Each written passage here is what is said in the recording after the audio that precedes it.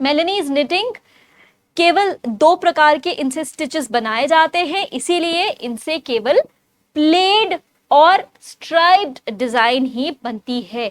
Played क्या हुआ, जैसे चोटी बनती है, और स्ट्राइप्ड डिजाइन कैसे, जैसे लकीरें होती हैं। इन्हें बुने वस्त्रों की रानी भी बोला जाता है। तो अगर क्वीन ऑफ निटेड फैब्रिक्स पूछा जाए तो मेलनीज को क्वीन ऑफ निटेड फैब्रिक्स कहा जाता है। मेलनीज निटिंग मशीन में 2 प्रकार की नीडल्स से होता है, एक होता है लैच नीडल और एक होता है स्प्रिंग नीडल। इन दोनों नीडल्स की प्रकार से ये मेलनीज फैब्रिक्स का निर्माण होता है। ठीक है, लैच नीडल और स्प्रिंग नीडल, जिसको स्प्रिंग बियर्ड नीडल भी बोला जाता है। ठीक है, इसकी विशेषता क्या है मेलनीज फैब्रिक्स की? उच्च कोटि के मजबूत वस्त्र बनाए जाते हैं, रचना बहुत ही ज्यादा बारीक होती है, वस्त्र में पर्याप्त प्रत्यास्था भी होती है, यानी कि इलास्टिसिटी भी होती है। इसका उपयोग कहां पर होता है?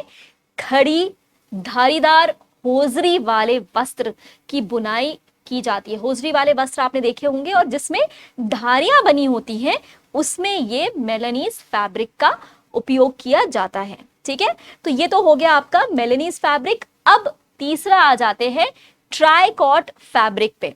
तो बच्चों, ये ट्राइकॉट फैब्रिक क्या है?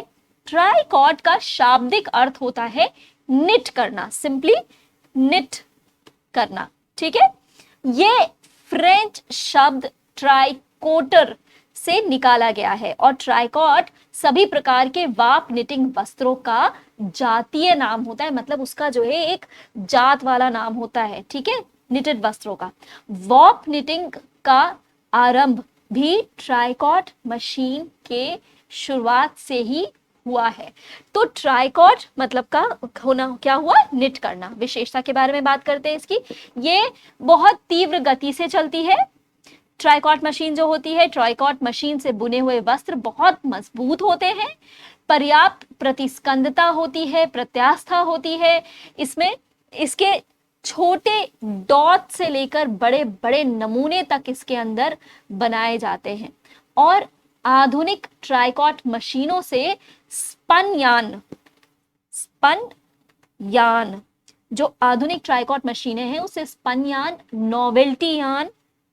नोवेल्टी यान और टेक्सचर्ड यान, ये सारे बनाए जाते हैं। स्पन, नोवेल्टी और टेक्सचर्ड यान, आसानी से इन तीनों का उपयोग करके वस्त्र बनाए जाते हैं। कैसे, कौन कौन से कपड़े बनते हैं इससे? चेकर्ड, मैं बताती हूँ, उसको इंग्लिश में लिखती हूँ तो आपको समझ में आ जाएगा। चेकर्ड, जो चेक्स वाले होते हैं ना, चेकर्ड ये बनता है। डॉट्स बनते हैं, चेक्स ऐसे ऐसे ऐसे ऐसे, डॉट्स कैसे होंगे?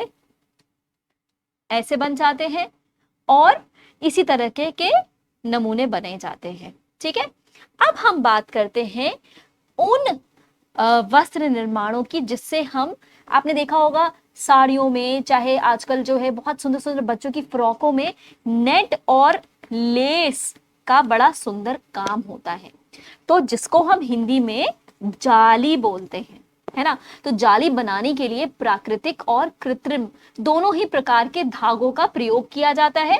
जाली जो है ज्यामितीय आकार को दिखाती है, यानी कि ज्योमेट्रिकल शेप को दिखाती है।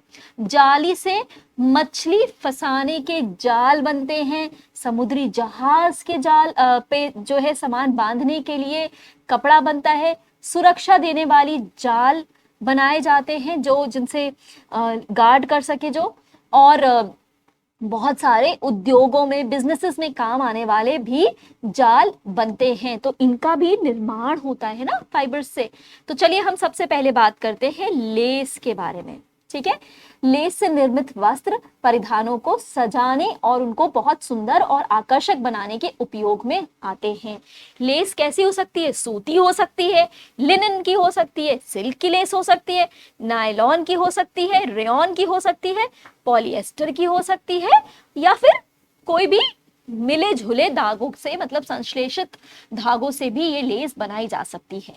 लेस के बेसिकली दो भाग होते हैं, एक उसका पीछे का जो काम करता है, ठीक है, या जिसका जो भराव करता है वो भाग होता है, जिसको कि हम फिलिंग बोलते हैं। ये लेस से निर्मित डिजाइन या नमूने को बांधने के काम में ये काम करता है, ये वाला जो भाग होता है। और दूसरा जो होता है वो उसका पैटर्न यानी कि नमूना बनाता है, मतलब जो सुंदर सुंदर डिजाइन बनाता है वो ये लेस बनाता है, ठीक है। ये डिजाइन के अनुसार केवल एक फूल या फूलों का गुच्छा होता है। मतलब आपने देखा होगा कि बहुत सुंदर सुंदर जो है लेसेस के डिजाइन होते हैं, या तो एक फूल हो एक के साथ, या फिर फूलों का गुच्छा लगा हो, इस तरह से बहुत सुंदर सी लेस तैयार हो जाती है। तो ये जो लेस होता है, ये जो पैटर्न आपको दिख रहा है, ये इसका आगे का भाग होता है, और जो पीछे का भाग होता है वो उसके अंदर फिलिंग यार्न्स होते हैं, जो कि जो सारे धागे होते हैं उनको बांधने के काम आता है। तो लेस के प्रकार कौन कौन से होते हैं?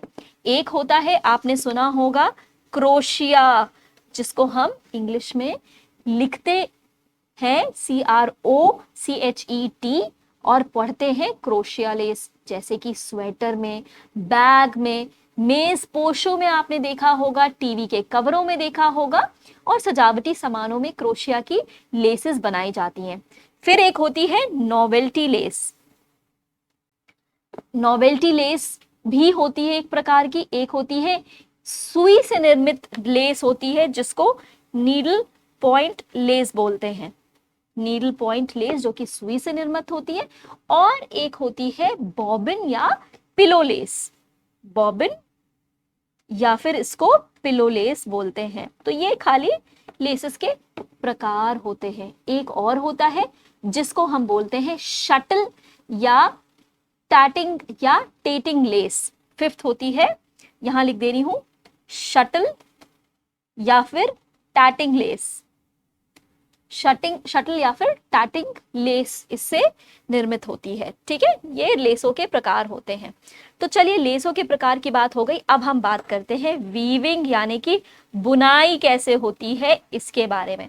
कपड़ा कैसे बना जाता है? अधिकांश वस्त्रों का निर्माण वीविंग की विधि से होता है, यानी कि बुनाई की विधि से होता है। और इसमें वस्त्र निर्माण के लिए दोनों ओर से धागे लगते हैं, यानी कि एक तो लेंथ वाइज यार्न लगता है और एक क्रॉस वाइज यार्न लगता है। अगर कभी आपने कोई कपड़ा फाड़ा होगा तो आपने देखा होगा दो तरफ से उसको, मतलब दो धागे जो हैं वो ऐसे ऐसे होते हैं। एक होता है इसका लेंथ वाइज और एक होता है क्रॉस वाइज धागा। तो बुनाई कला में दो धागों का प्रयोग किया जाता है। एक होता है लंबवत धागा, जिसको हम लेंथ वाइज यार्न बोलते हैं, और एक होता है अनुप्रस्थ धागा, जिसको हम क्रॉस वाइज यार्न बोलते हैं, ठीक है। इसको ताना भी बोलते हैं और क्रॉस वाइज को बाना बोला जाता है, राइट। तो लंबवत धागे को यानी कि लेंथ वाइज यानी कि ताने को, जो धागा जो जिसको बोला जाता है, वो बुनाई के लिए सबसे ज्यादा जो है वो ताने के धागे को दोनों तरफ की बीम पर समानांतर सटा हुआ कसकर तान दिया जाता है। तो क्या किया जाता है, जो लंबे वाले धागे होते हैं उसको एक बीम पर तान दिया जाता है कस के, ठीक है, ऐसे करके एक बीम पे उसको तान दिया जाता है। तो जब हम इसको ऐसे देखेंगे तो ये लंबा लंबा दिखता है, ठीक है ये। और उसके बाद क्या किया जाता है, ताने के धागे की लंबाई में जोड़ नहीं पड़ता है। सबसे ज्यादा इंपॉर्टेंट ये है, जितना लंबा वस्त्र बनाना होता है उतनी ही लंबाई के ताने के धागे को रखा जाता है, ठीक है। तो समझ लो यहां पर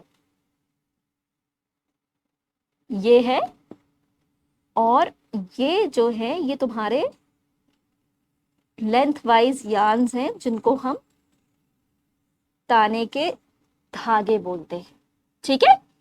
अब बाने के धागे जो हैं उनको एक छोटी सी शटल होती है, उस पर लपेटा जाता है, और इस शटल को ताने के धागे से बीच में से होकर चौड़ाई में फंसाकर निकाला जाता है, जिसको इंटरवीविंग कहते हैं, और इसको भरा जाता है। यानी कि ये शटल है, इससे धागा एक ऊपर जाएगा, फिर नीचे आएगा, फिर ऊपर, फिर नीचे, फिर ऊपर, फिर नीचे, फिर ऊपर, फिर नीचे, ऐसे करके निकाला जाता है।